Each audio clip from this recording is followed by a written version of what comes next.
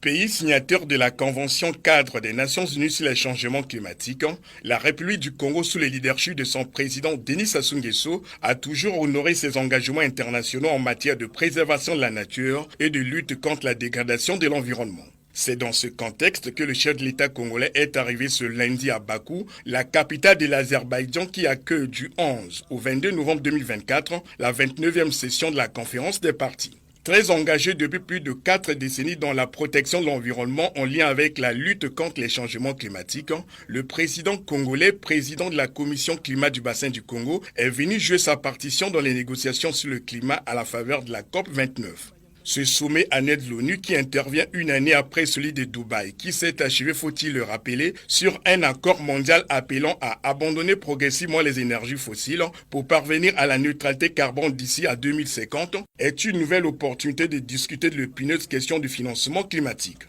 Il s'agit au cours de ces assises de réexaminer les engagements pris en 2009 à Copenhague par les pays du Nord de fournir chaque année à compter de 2020 à 2025 100 milliards de dollars aux pays du Sud victimes des conséquences néfastes du réchauffement climatique. Étant donné que cette promesse des pays développés a été difficilement concrétisée selon certains rapports, un nouvel objectif mondial de financement climatique devrait être fixé à Bakou. Aussi, la mise en œuvre opérationnelle du Fonds pour les pertes et dommages constitue-t-elle un autre sujet de discussion sur la base des progrès réalisés lors des COP 27 en 2022 et 28 en 2023. Par ailleurs, face à l'accélération des changements climatiques dans le monde, les pays industrialisés considérés comme les gros émetteurs de CO2 sont appelés à soutenir les initiatives des États africains visant à sauver la planète. Au nombre de celles-ci figure l'inscription de la décennie mondiale de la forestation et du reboisement dans l'agenda des Nations Unies. Un projet ambitieux porté par le président Denis Sassou Nguesso pour consolider le rôle crucial des forêts dans la régulation du climat.